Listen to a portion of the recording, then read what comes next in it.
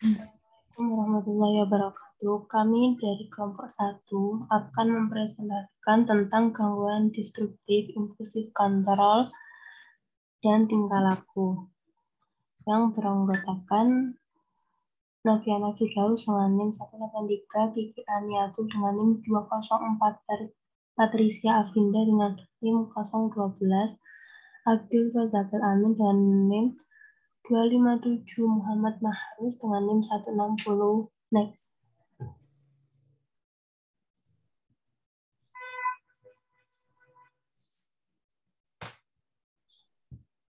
Yang pertama ada pengertian gangguan disruptif, impulsif kontrol, dan tingkah laku. Yang pertama, gangguan disruptif dijadikan dengan tingkah laku yang mengacau secara sosial. Gangguan perilaku ditandai dengan pola tingkah laku yang berulang di mana hak dasar orang lain terganggu. Masalah ini biasanya terjadi pada masa kanak-kanak akhir, di mana masalah ini lebih sering terjadi pada anak laki-laki daripada anak perempuan. Gangguan disruptif ini cenderung lebih ke arah pelanggaran terhadap aturan dan hak orang lain, seperti menipu, mencuri, sering memulai perkelahian, sering membolos, dan berbagai perilaku lainnya merupakan cikal bakal perilaku kriminal. Yang kedua ada gangguan impulsif kontrol. Gangguan impulsif kontrol adalah suatu kondisi ketika seseorang memiliki kesulitan mengendalikan emosi atau perilaku. Jika diartikan secara medis, gangguan kontrol impulsif adalah jenis gangguan kesehatan mental yang ditandai dengan kesulitan mengendalikan impulsif, agresif, atau antisosial. Disebut antisosial karena gangguan ini kerap memiliki efek bahaya pada pengidap dan orang lain di sekitarnya. Nah, selanjutnya ada gangguan perilaku. Perilaku merupakan hasil daripada skala macam pengalaman setelah interaksi manusia dan lingkungan yang terwujud dalam bentuk pengetahuan, sikap, dan tindakan. Perilaku merupakan respon atau reaksi seorang individu terhadap stimulasi yang berasal dari luar maupun dari dalam dirinya. Gangguan perilaku menurut adalah kalau perilaku signifikan secara klinis terjadi pada individu yang dikaitkan dengan adanya distress atau kegagalan atau adanya peningkatan risiko kematian, kesakitan, ketidakmampuan, atau kehilangan kebebasan. Dan selanjutnya ada kriteria diagnostik gangguan disruptif impulsif kontrol dan tingkah laku menurut DSM-5. Yang pertama ada pola mood, marah atau mudah tersinggung, perilaku agresif atau memberontak atau dendam yang berlangsung minimal 6 bulan yang dibutuhkan setidaknya 4 gejala dari salah satu kategori berikut yang ditunjukkan selama interaksi dengan setidaknya satu individu bukan saudara kandung. Suasana hati mudah marah atau mudah tersinggung. Yang selanjutnya ada sering kehilangan kesabaran, sering sensitif atau mudah tersinggung, sering marah dan kesal, sering berdebat dengan figur otoritas atau untuk anak-anak remaja dan dengan orang dewasa dari figur otoritas atau orang dewasa, perilaku argumentatif menentang, yang selanjutnya sering secara aktif menentang dan menolak untuk memenuhi permintaan dari figur otoritas atau aturan, sering dengan sengaja mengganggu orang lain, sering menyalahkan orang lain atas kesalahan yang atau kelakuan buruknya, atau pembalasan. Yang selanjutnya telah menjadi pendendam atau dendam setidaknya 2 kali dalam 6 bulan terakhir. Yang selanjutnya yang B, gangguan perilaku diasosiasikan dengan penderitaan pada individu atau orang lain dalam konteks sosial langsungnya, misalnya keluarga, kelompok sebaya, rekan kerja, atau berdampak negatif pada pada sosial, pendidikan, pekerjaan, atau bidang lainnya. Perilaku tidak terjadi secara eksklusif selama gangguan psikotik, penggunaan zat, depresi, atau bipolar juga kriteria bukan untuk gangguan disregulasi mood yang mengganggu. Selanjutnya, ada penyebab gangguan disruptif, impulsif kontrol, dan tingkah laku. Faktor atau penyebab gangguan disruptif. Ada 4 faktor penyebab terjadinya perilaku disruptif pada seorang, terutama pada remaja. Yang pertama, faktor genetik atau biologis. Penyebab disruptif behavior disorder yang dari faktor genetik menjadi dasar karakteristik seseorang berdasarkan penelitian. Jika dilihat dari jenis kelamin, dinyatakan bahwa laki-laki lebih disruptif daripada perempuan. Aspek temperamen juga mengakibatkan perilaku disruptif, di antaranya regulasi emosi, reaksivitas yang intens, khususnya frustasi, emosi negatif, dan gampang marah, kemampuan dalam mengontrol diri, serta pendekatan yang tinggi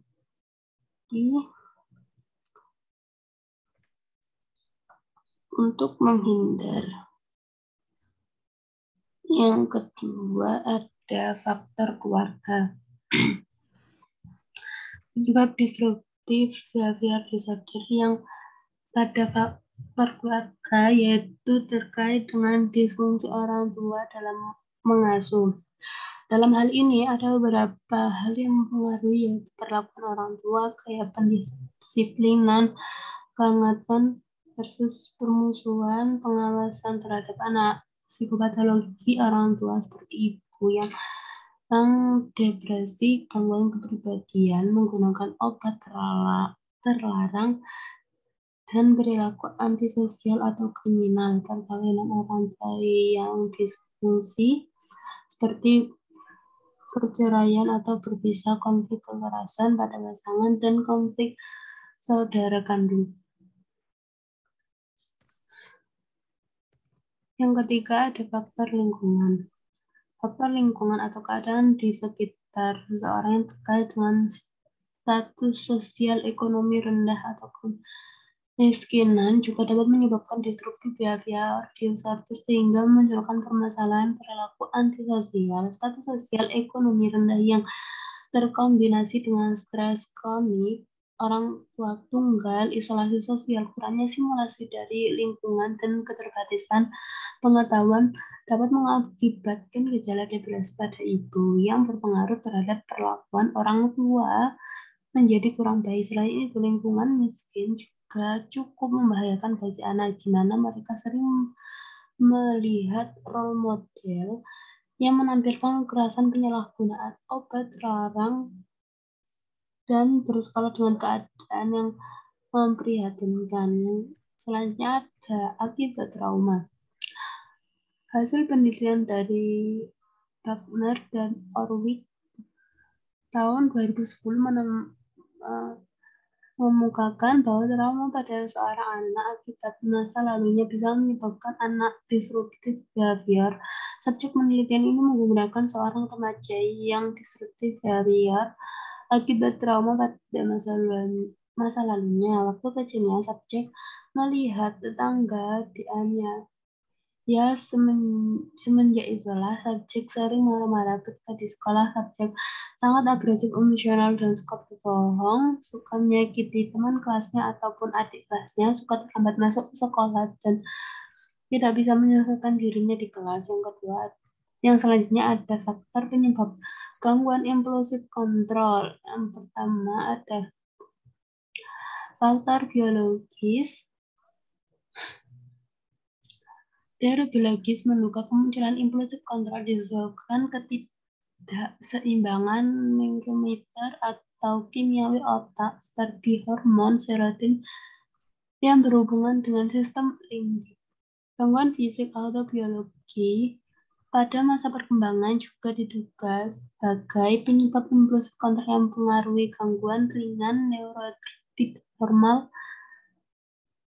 penggunaan alkohol pada remaja, trauma kepala, kelainan bentuk otak, infeksi kepala juga sebagai pemicu kemunculan gangguan impulsif kontrol. Yang kedua ada faktor biologis. Gangguan impulsif kontrol berhubungan erat dengan riwayat keluarga yang memiliki adiktif dan gangguan mood. Hasil penelitian menunjukkan bahwa individu dengan gangguan impuls berkembang dari keluarga yang berhubungan erat dengan frustasi, kekerasan fisik, dan emosi.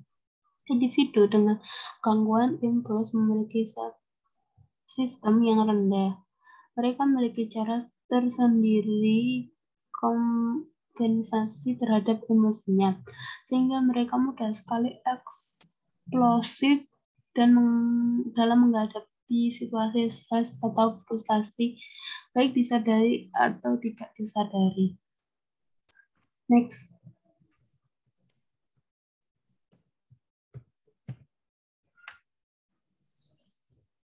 Dan selanjutnya ada faktor-faktor penyebab gangguan tingkah laku. Yang pertama ada faktor biologis, yang kedua ada faktor perkembangan kognitif.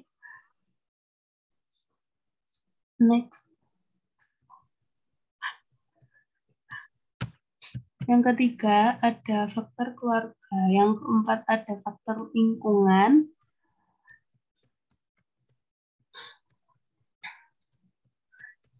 Nah, selanjutnya ada penanganan gangguan disruptif, impulsif kontrol, dan tingkah laku.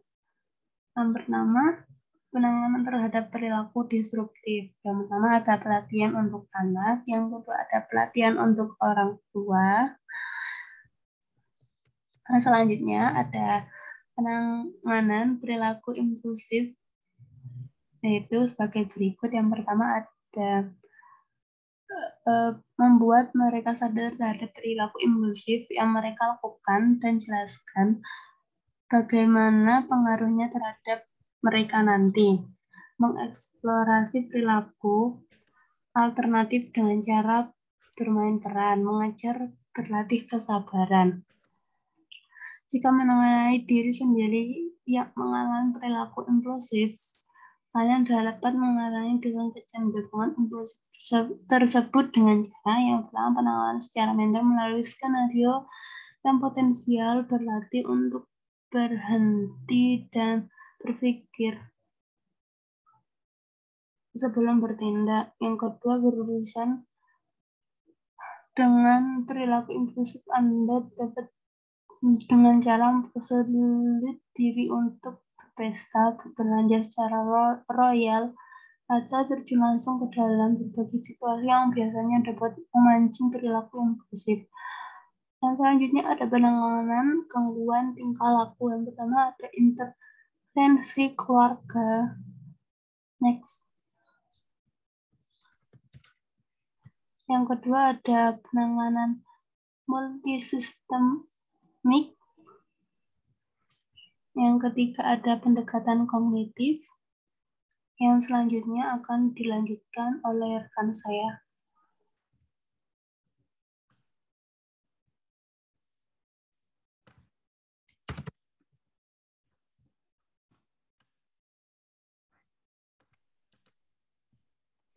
Deskripsi kasus. Seorang partisipan berinisial RG.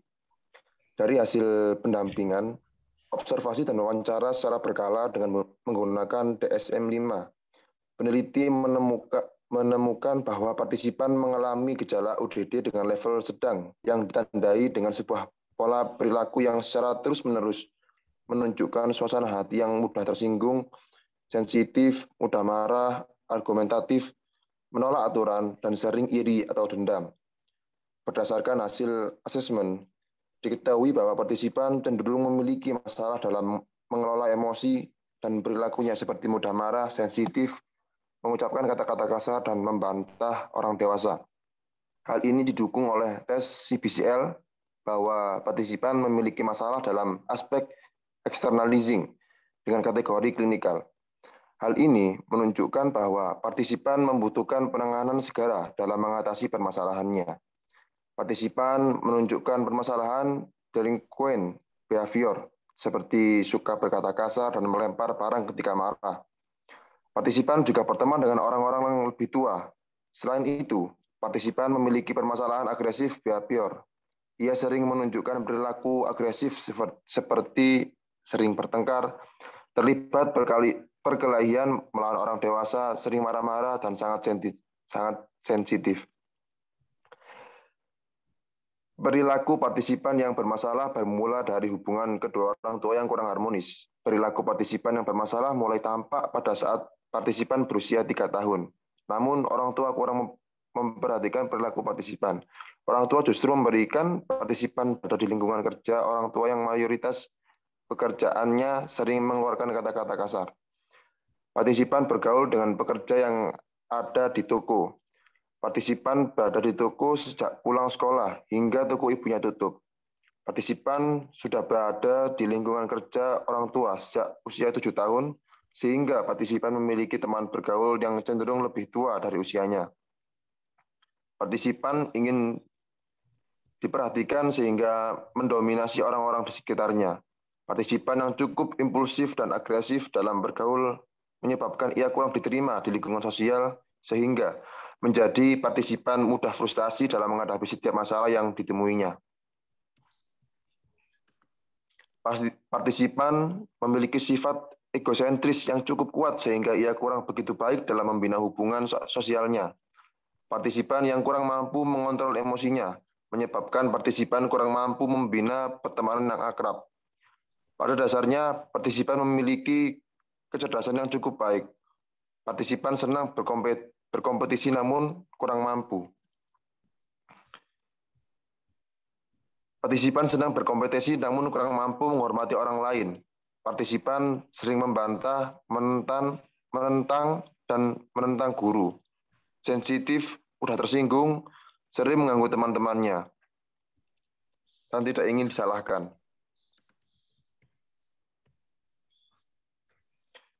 Di sekolah, partisipan merasa bahwa dirinya selalu disalahkan oleh guru, meskipun pada dasarnya partisipan yang selalu memulai mencari masalah dengan orang lain.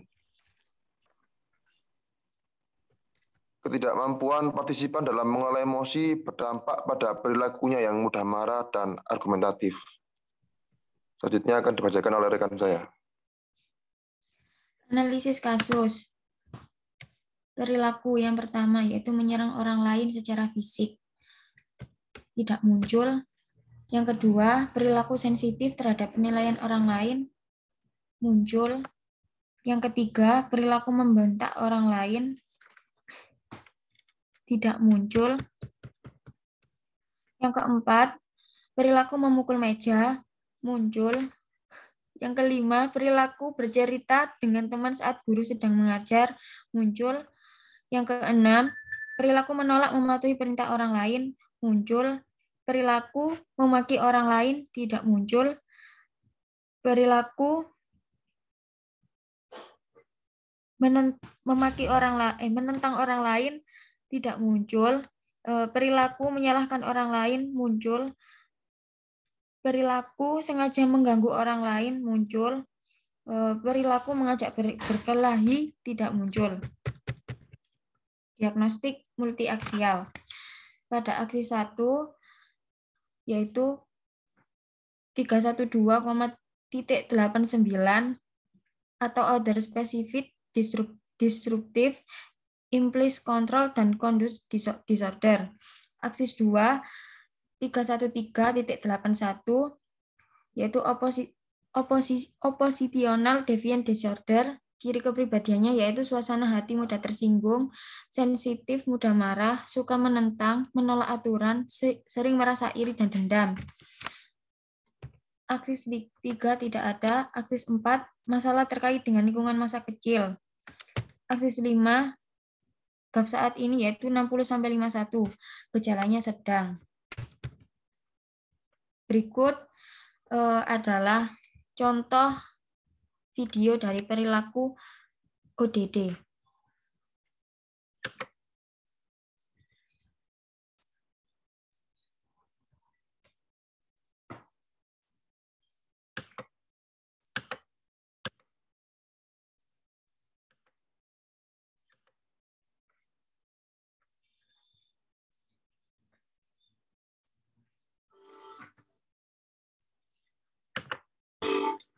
informasi seputar vaksin.